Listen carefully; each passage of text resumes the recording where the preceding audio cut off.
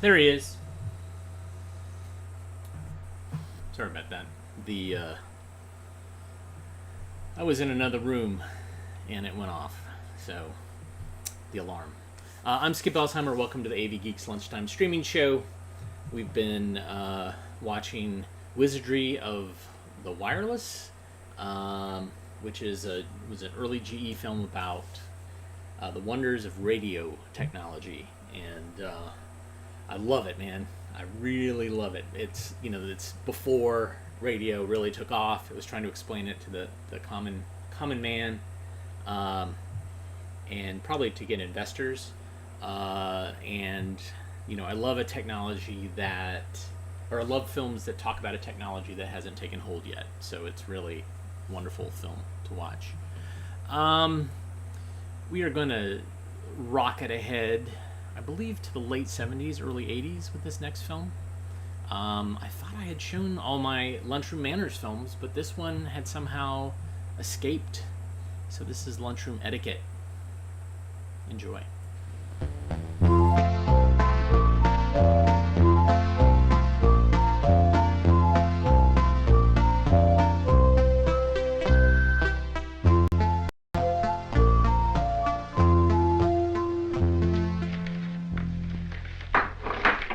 Tracy. What's for lunch? A surprise today. Can I look? Be careful, honey.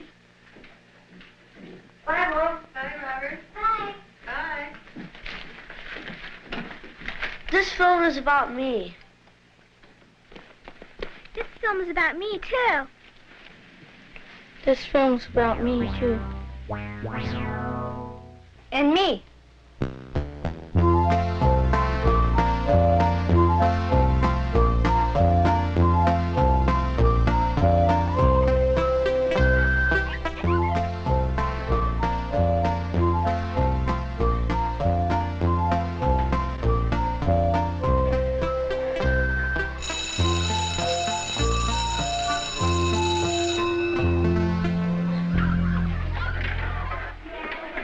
And this film is about you, too.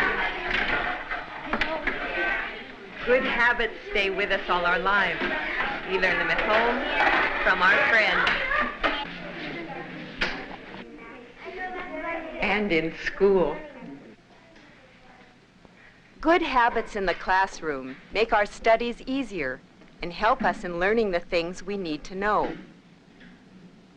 And such good habits as cleanliness and consideration for others will make another part of our day more enjoyable for all. And that's lunchtime. I'm hungry. I didn't eat breakfast. I wish I hadn't been in such a hurry this morning. I wish lunchtime were here. I've got to talk to Janet. I can't wait to see what Mom put in my lunch today. Isn't it time for lunch yet? Do you think so? I still see a minute left on the clock. You must be hungry. Please pick up your materials and let's get cleaned up for lunch. In school, my favorite time of day is lunchtime because I can be with my friends, even if they're in the other class. Gee, Robert, you have as much paint on your hands as you do on your picture. Yeah, I'll be done in a minute. I'm glad I got this paint off my hands. It wouldn't go with my lunch.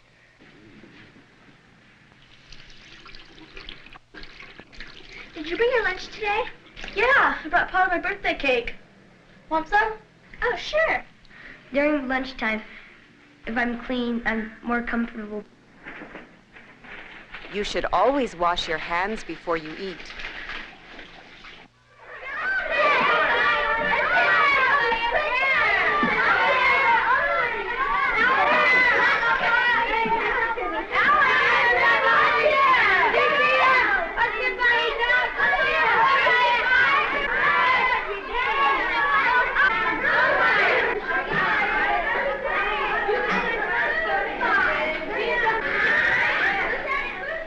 Loud noise in the cafeteria is unpleasant and unnecessary.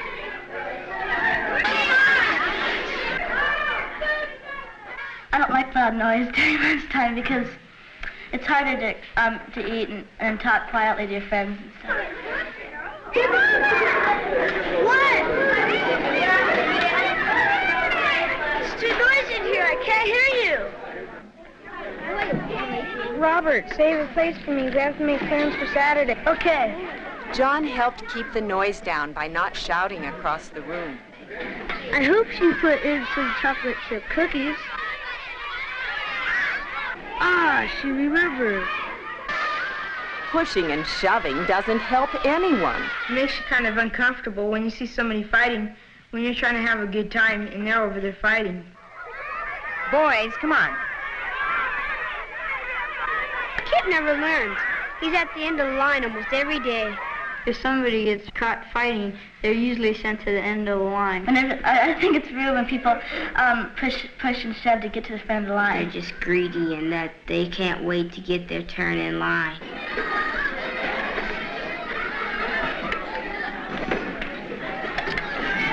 What a dumb thing to do.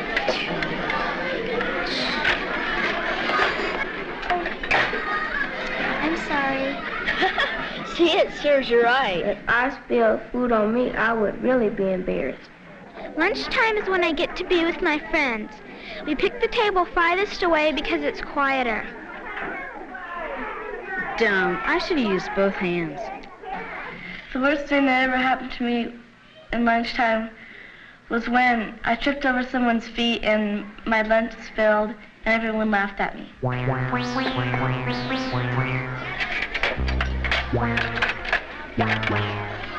Give me the knife back, George. No, I don't like you. Come on. I think the people who own the utensils and things at school are the school and your parents because they help pay for the things. School property belongs to you and your parents and to all of us. Why damage it? And taking school property is just like stealing from your own family.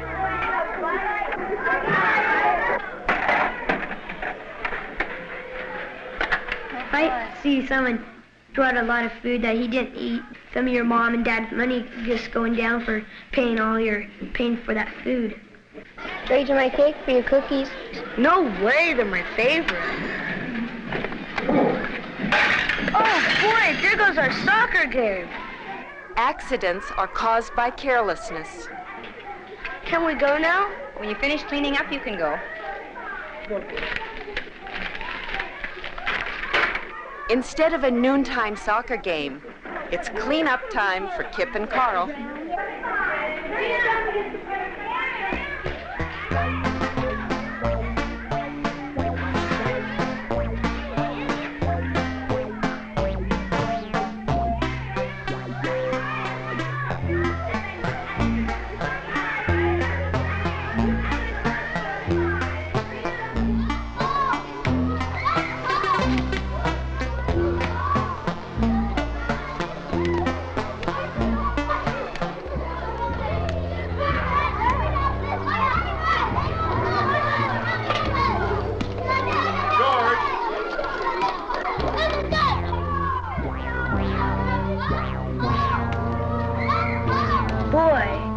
Gonna get it. Do you think lunchtime is an important time of the day? Did you remember to wash up? Were you polite? Were you careful? Did you sit quietly with one of your friends? Were you courteous to others? Did you take too much food? How can you help accidents from happening? What bothers you most during lunchtime? What bothers me most about lunchtime is when people get messy and they don't care about what other people think. People are being real loud. People shoving and pushing to get in line. What bothers me most about lunchtime is when everybody's talking and yelling and screaming and shooting straws at you and you can't even talk to this person sitting next to you. What suggestions would you have for making lunchtime better for all of us? I think lunchtime would be better for all of us if people would control their temper. Lunch more enjoyable for people was if people would not be so loud. People should be more thoughtful. What does lunchtime mean to you? Lunchtime means for me having a good time and eating. Relaxing, talking to some of your friends that you can't talk to in class. Lunchtime means to me is when I can go and eat and have a good lunch and visit with my friends. It's an important time to really talk to your friends and get all the talking out. Lunchtime means to me like to eat and have a good time, but not to get loud and throw food or not, not get mad at your friends. Good habits should stay with us all our lives. Good habits used in the lunchroom help us enjoy our food and our friends.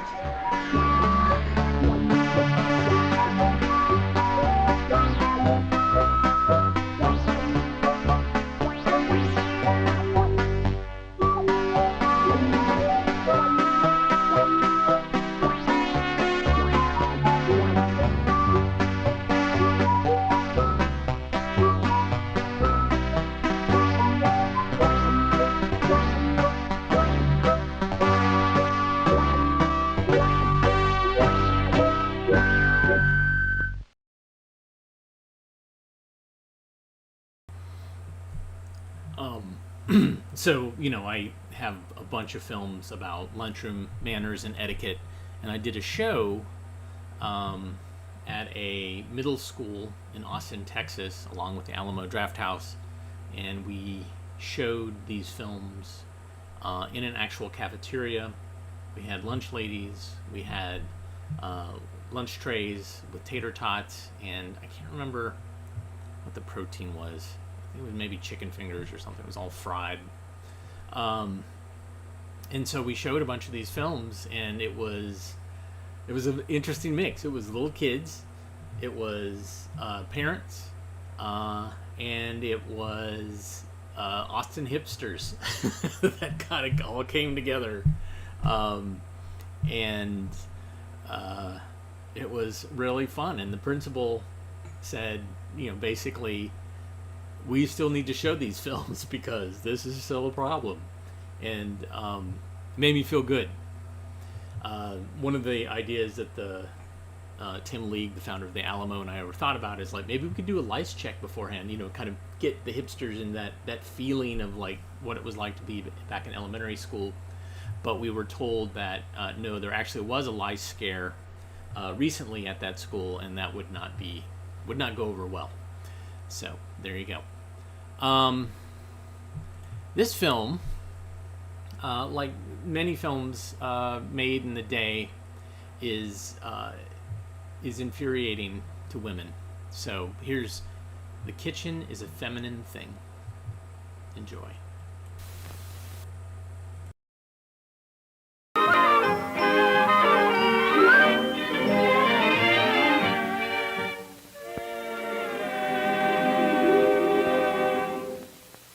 George is such a dear. He's a research engineer. You know how they are. Always up to the eyeballs in mathematics and things like that. He grew up thinking that women can't really do things. He likes feminine women. And I guess he thought a really feminine gal couldn't do a practical job of homemaking.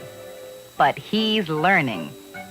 Lucky for me, they've developed so many lovely new feminine ideas in kitchen styling.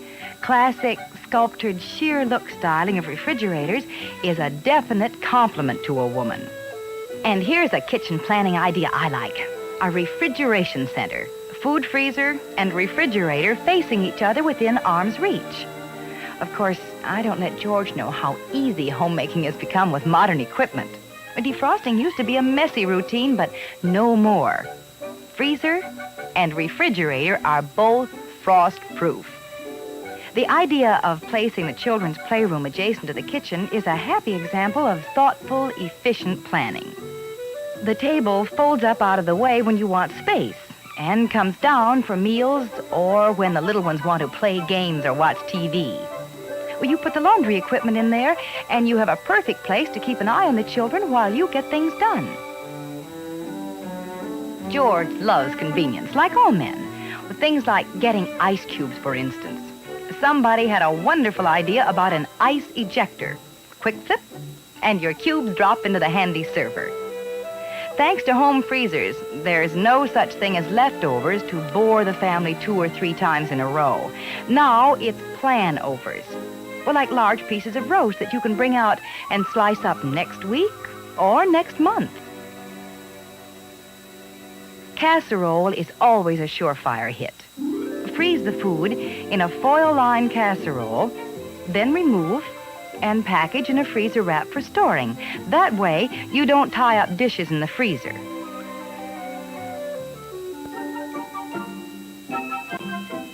Real homemade soup is a treat rarely served because it takes so long to make. But with a freezer, you can make a large quantity when you have the time, and then freeze the extra in individual or family servings.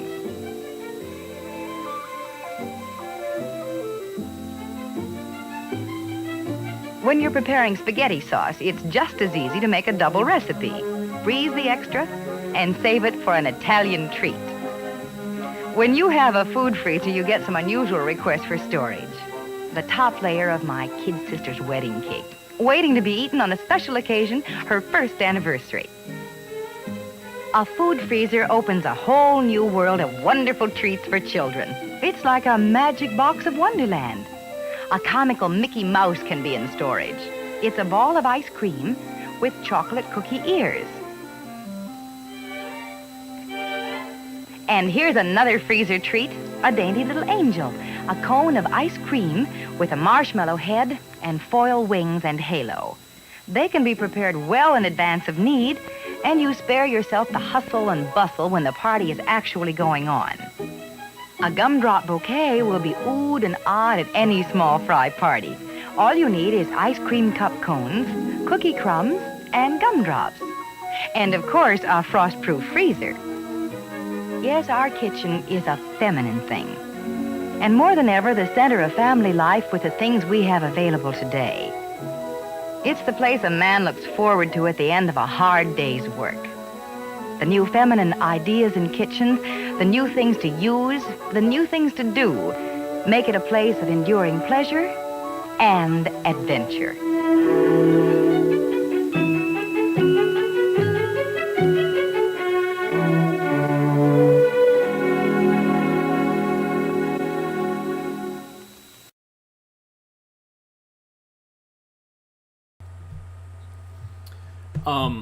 Yeah.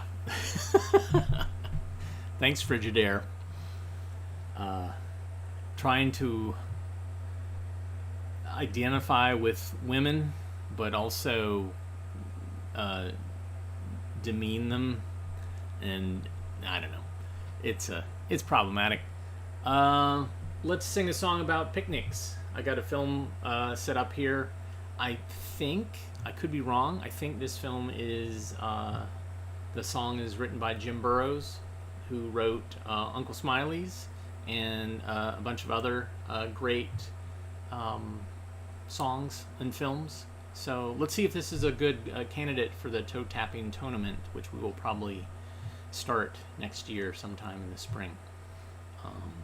So here it is. Picnic. Enjoy.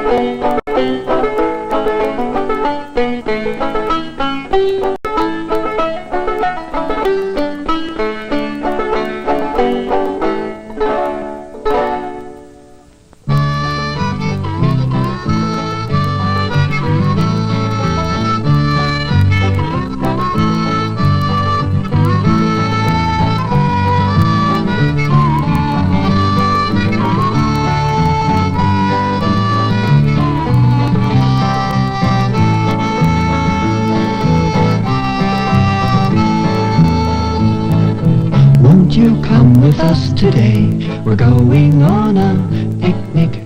Won't you come with us and play? We're going on a picnic. Picnics are a lot of fun. In the country, in the sun. Leave the city for a day. Have some fun the country way. A picnic on a sunny day. Green grass grows upon the ground where we have our picnic. We like to play upon the grass where we have our picnic. It's nice to kneel upon the grass, to smell and touch and feel the grass. Grass is green and green is the color. Green is the color of the trees.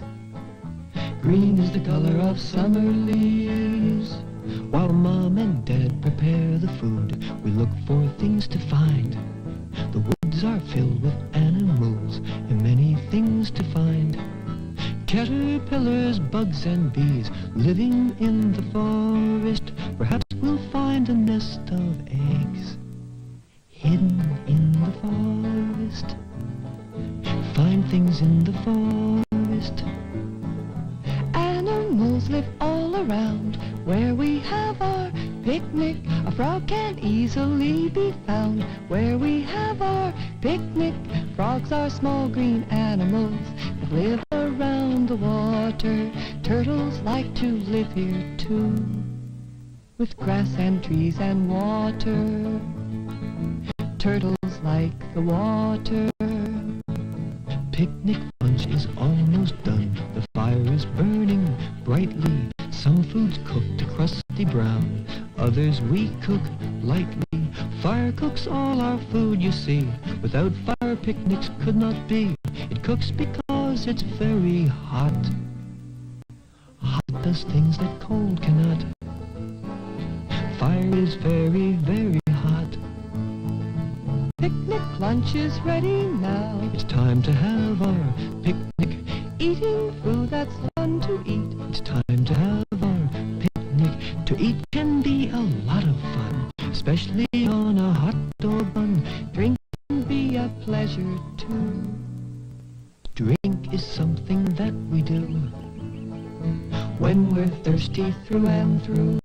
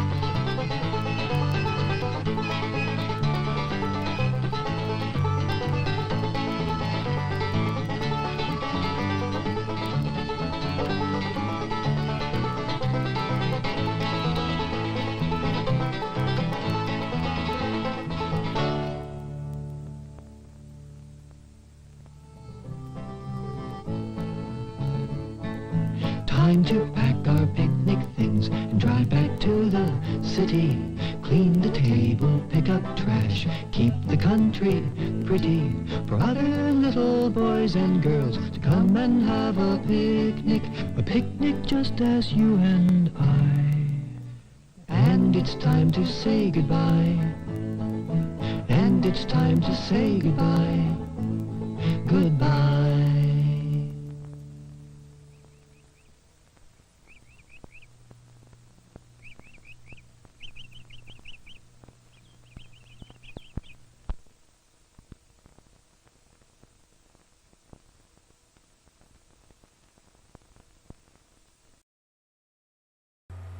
Yeah, I think I called it. I can't remember if I knew that already. It's not in my notes, but he did a lot of work for ACI. He also did work for Learning Corporation and some other entities. So he was like a singer-songwriter who did a bunch of things beyond, of course, the guy who created Uncle Smiley, which an entire generation of kids who love or hate Uncle Smiley. Let's learn about the life story of an earthworm. Enjoy.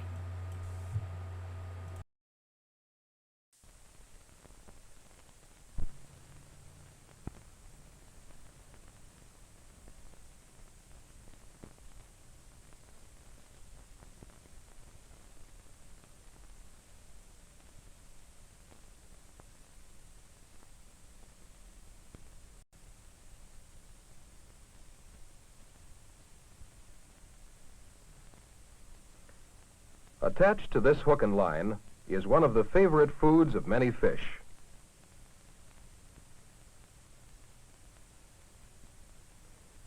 Attached to the other end of this fishing line is a boy. He knows that the bait he is using is called a night crawler, or fishing worm. But he doesn't know much more about this animal, and perhaps you don't either. While we're waiting for a fish to bite, let's see what we can learn about the night crawler, or common earthworm. Earthworms are found all over the world, wherever there is moist soil. They cannot live in the dry sand of deserts, the rocky surfaces of mountains, or where the earth is permanently frozen. 6 inches is the average length of a full-grown earthworm. But another kind that lives only in South America and Australia is a giant, growing to a length of 10 feet or more. These are about 3 feet long. Earthworms belong to a group of animals called annelids. Annelids have bodies that are divided into segments.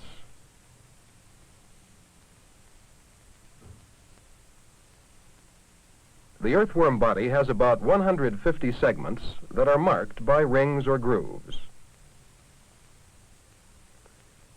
These are the body parts of a typical segment. Each segment is much like nearly every other segment.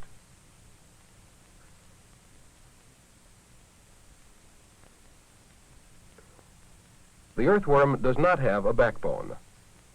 In the front end, there is a small brain and a mouth.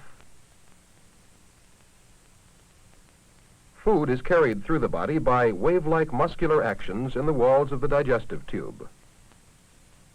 Red blood carries digested food to all parts of the worm. Indigestible material passes out of the body through the anal opening.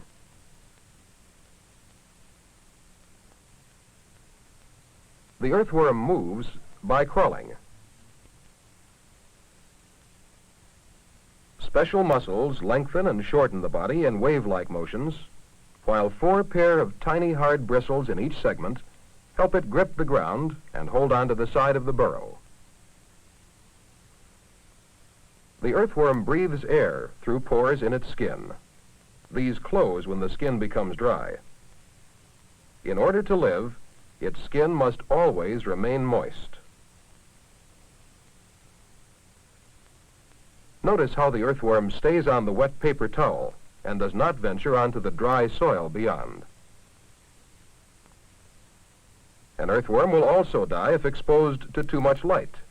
It therefore avoids light whenever possible.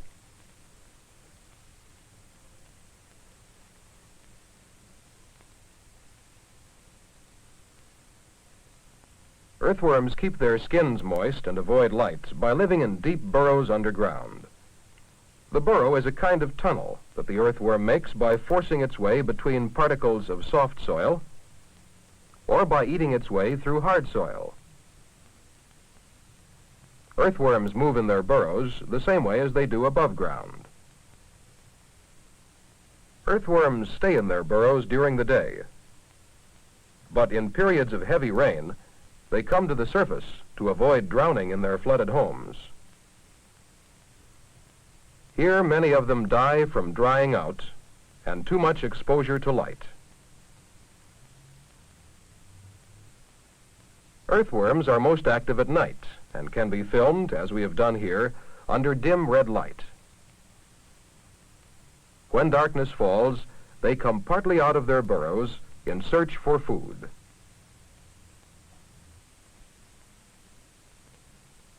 Their food consists of bits of vegetation, animal matter, and soil.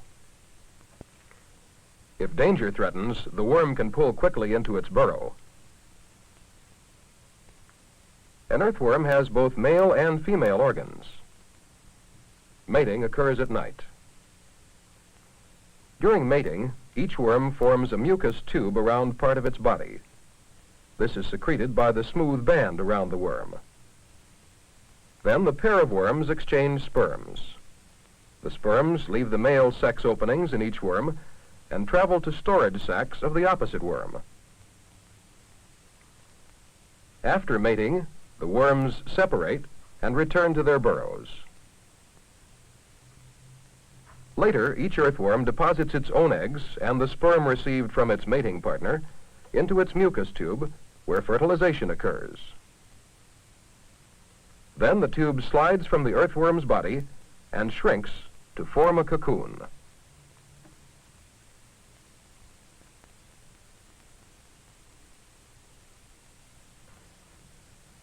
The cocoon is about the size of an apple seed. This is how it looks in nature. Small worms will emerge from the cocoon in about 2 weeks. Here are some young worms and an adult.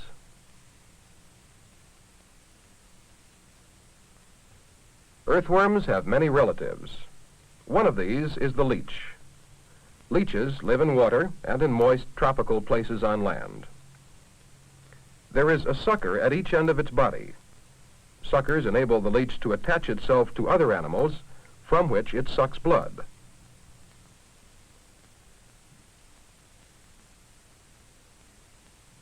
One of the best-known ocean-dwelling relatives of the earthworm is the sandworm, Nereus. Gills through which it breathes extend from the sides of its many segments. This is the first special structure for breathing in the animal kingdom. This marine relative, the tube worm, takes its name from the tube in which it lives. Here we have cut away one side of the tube so you can see the animal inside. Some of the worm's segments resemble fans. Their waving motion produces a current of water that carries food into the tube. This flower worm is another marine relative of the earthworm.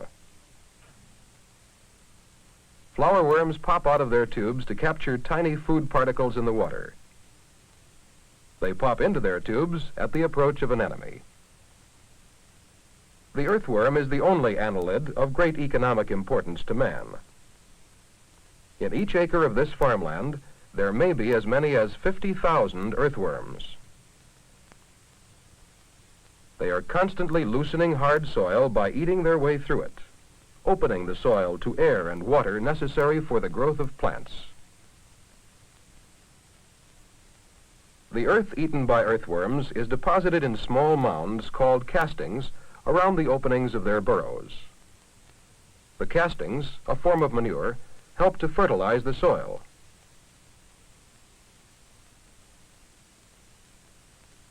Earthworms are an important source of food for other animals.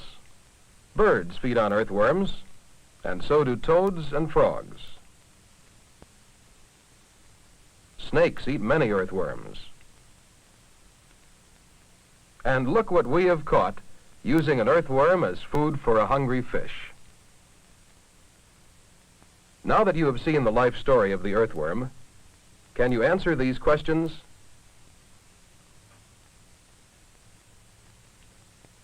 Why is the burrow in the ground a safe place for earthworms to live?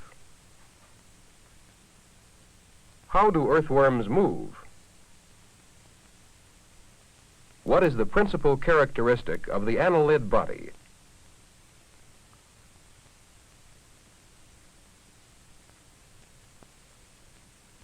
Why do earthworms usually come out only at night? How do earthworms reproduce? How are earthworms beneficial to man?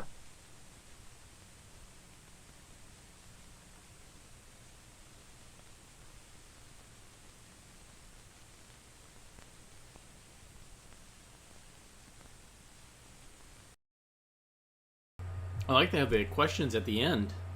It saves having to actually read the teacher's guide, which often accompanies a film. And I don't know, I don't have that film handy to see if it actually came with the teacher's guide. Some films do. Some of them are in the can. Some of them are little booklets. And some of them, a school library would take them out and put them in a folder so that when you checked out the film, then you would go look in the file cabinet for the appropriate teacher's guide. All right, I got another film queued up. As we go on more and more, I will probably be showing more films live because I'm beginning to run out of films that I've already digitized, and I enjoy actually pulling these films and showing stuff that I haven't digitized past. So these are 21st century premieres, and you guys are there for it. So thank you for joining us for that. This one is Liquids Can Burn. Enjoy.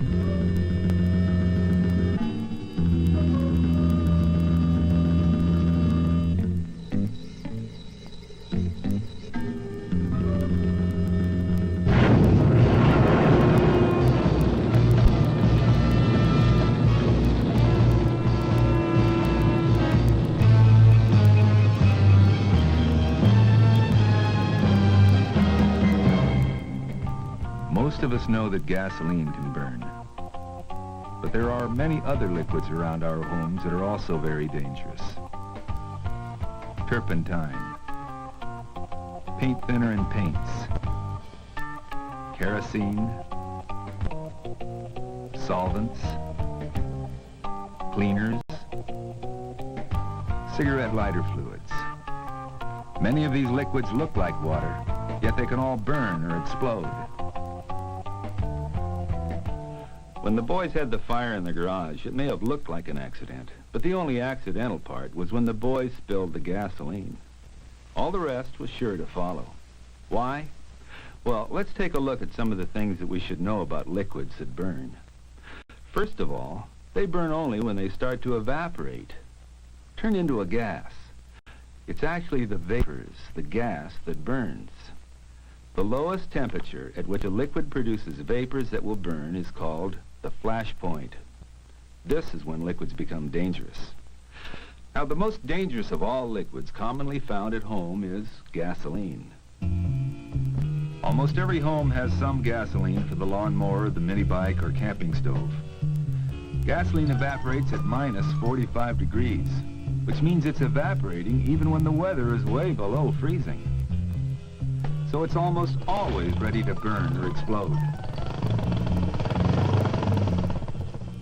Watch this demonstration and you'll see what I mean. We'll place just 2 drops of gasoline in this tube.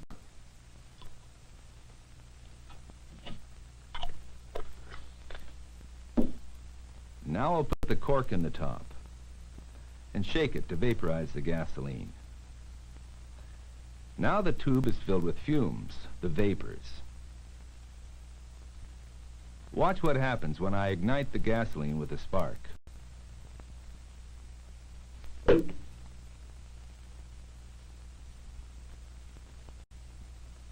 That was just 2 drops of gasoline. You can imagine the force in an entire can. So, exactly what happened when the boys spilled the gasoline in the garage? The spilled gasoline is evaporating, and although we can't see them, the vapors are there. Now, we already know that gasoline vapor is highly flammable because it has a very low flash point. But there is something else about gasoline that helped make this a dangerous situation. Gasoline vapors are not only invisible, they are also 2.5 times heavier than air. Imagine them as water, which we know always goes down and spreads out.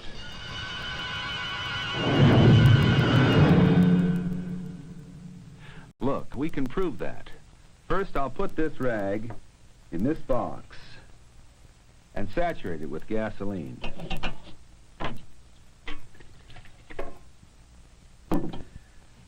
Now, the vapors are now coming down the tube, but being invisible, we can't see them. I'll turn on the spark gun. If the vapors are coming down and are heavier than air, they should reach the spark.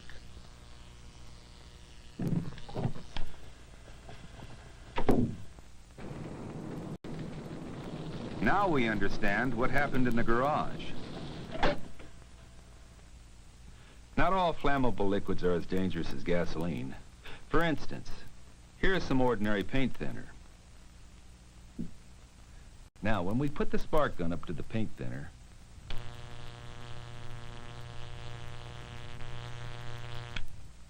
see, nothing happens. Why not? Because unlike gasoline, paint thinner does not evaporate until it reaches 100 degrees, and it's much cooler than that in here. Now, here is a dish of paint thinner that I've been warming up. Its temperature has now reached 100 degrees. Let's put the spark gun to it now.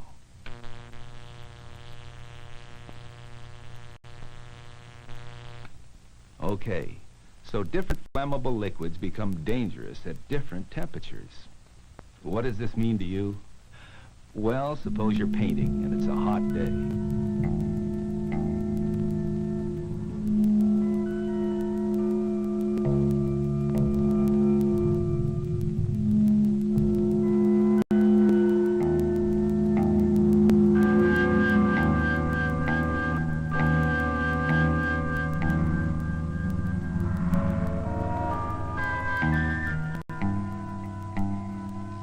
Sitting in the sun, paint thinner could easily warm up to that dangerous 100 degrees and start to vaporize. Then,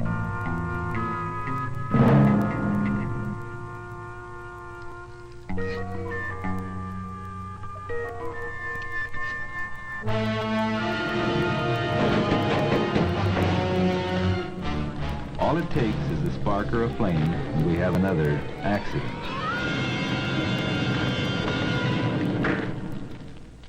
As we've seen, the different flammable liquids have different flash points, and therefore become dangerous under different conditions. There is one thing, however, they all have in common. When we buy them, they all carry labels that clearly state that the liquid inside could be dangerous. For example, look what this label says. Use with adequate ventilation. That means to use with plenty of moving fresh air so that the vapors will be blown away. The liquids that burn may be ignited not only by flame, but also by heat, or sparks from a grinding wheel or electric motor. Flammable or combustible is a fire warning. Reading the label is an excellent way to prevent an accident. From what we know about flammable liquids, what are the conditions here that could lead to a serious fire?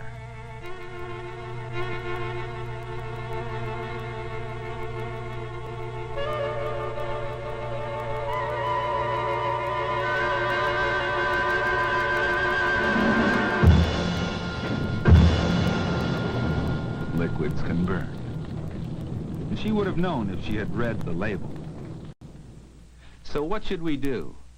Use non-flammable cleaning fluids. If you should have to clean a large garment with solvent, do it out of doors.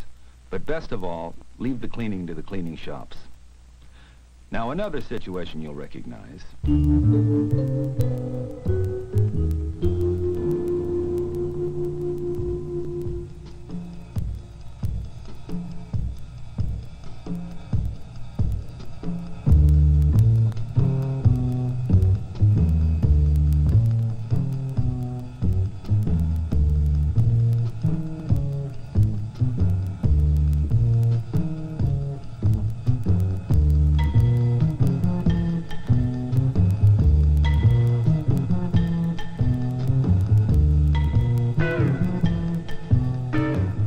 Family barbecues are fun, but with the combination of a fire, a flammable liquid, and some curiosity, well...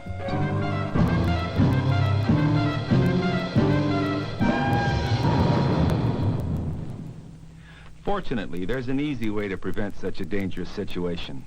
Use solid charcoal lighters and electric starters. They're a lot safer. Unfortunately, we do not have substitutes for all flammable liquids, so it's important that we know how to use them and how to store them. Unfortunately, the most commonly used gasoline can is made of thin metal. They puncture easily and are frequently hard to close tightly. You can imagine what could happen with a vapor-leaking can of gasoline in a car trunk. Gasoline should be stored in heavy metal or heavy plastic containers.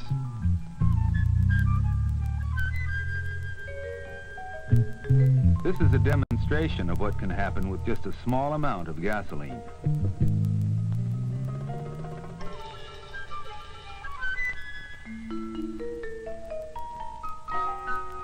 Firemen wired this car with a sparking device. They poured some gasoline on the interior of the car.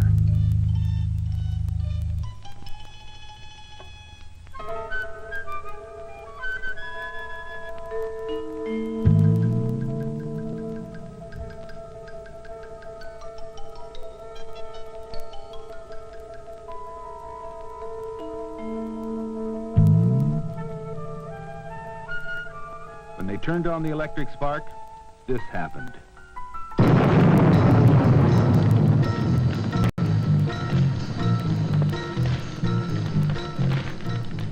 What if that gasoline had ignited in your car or house?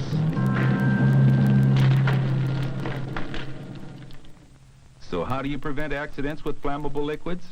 Well, here are some good rules to follow. Make sure that the containers are tightly sealed to prevent vapor from escaping. Be sure they're clearly labeled so you know what they contain. Keep them out of reach of small children, just as you would other dangerous items such as drain cleaners, bleaches, medicine, even aspirin. Take the time to explain to young people that the bright red gasoline can is very special. It can hurt, so never go near it.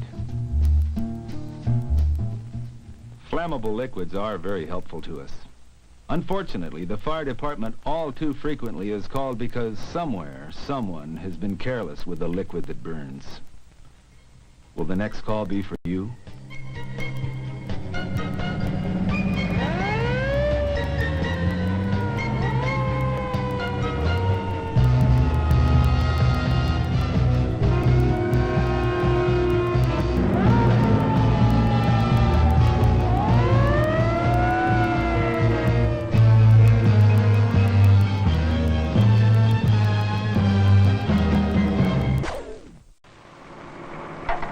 Check that gear in a minute,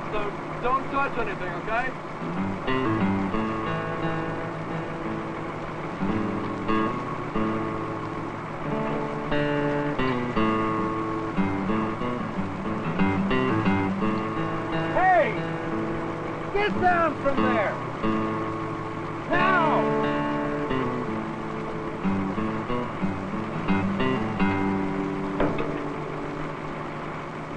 Hey!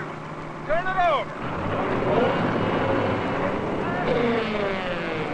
What if it bumped that control by accident? You'd be mincemeat by now. What have I told you? You don't work on equipment when the engine's running. Well, I told him not to touch anything. All right, I guess I wasn't thinking. You weren't thinking? You mean you'll work on engines and machinery and not think of your own personal safety? Here. Shake hands with danger.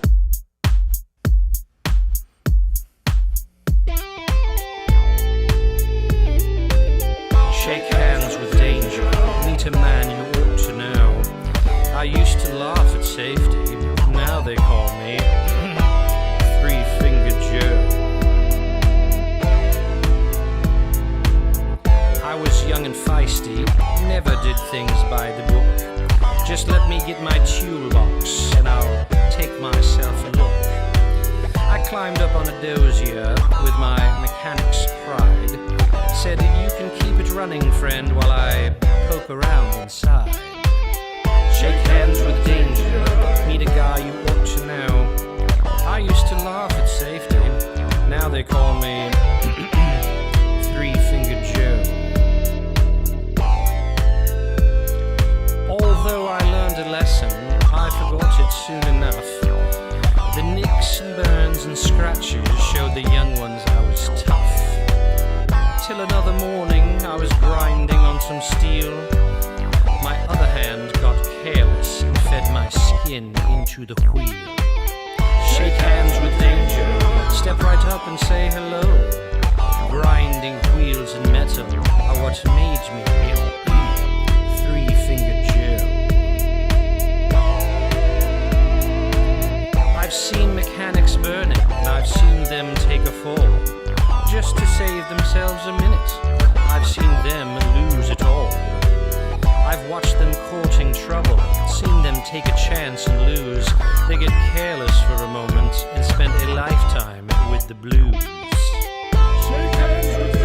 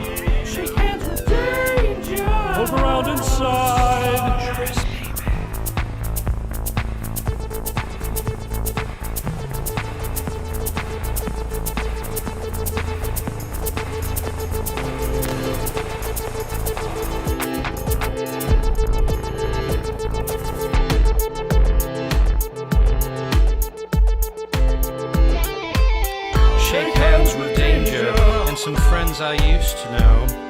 Compared to them, I'm lucky to be just Three-Fingered Joe.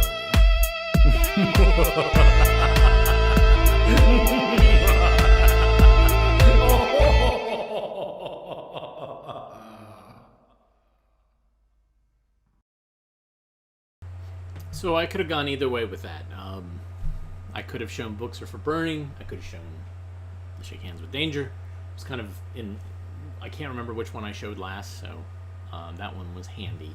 But man, yeah, that Liquids Can Burn film is great. And I have more fire safety films that I haven't shown yet, so we'll have more opportunities to watch that stuff. Thank you for tuning in today. If you like what you saw, you can buy us some coffee by going to the buymeacoffee.com/avgeeks. You can also go to avgeeks.com and see other shows that we've done in the past, and also we have DVDs for sale there as well. And you can just tell the world that you like AV Geeks by just hitting the like button. It's a very simple thing to do. Just hit that little thumbs up and, click, and it will be registered with the proper authorities. You can also hit subscribe. And we're going to be back again tomorrow, 1 o'clock. Very much appreciate your eyeballs and your comments, and we'll see you soon. I hope you have a good rest of your Monday. And as always, we look inside the film can to give us advice, and it tells us to please rewind.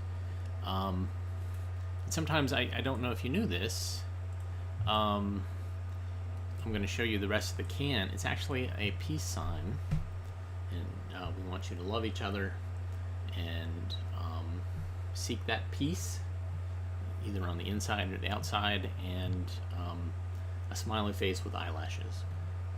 Everybody have a good rest of your day, and we'll see you tomorrow.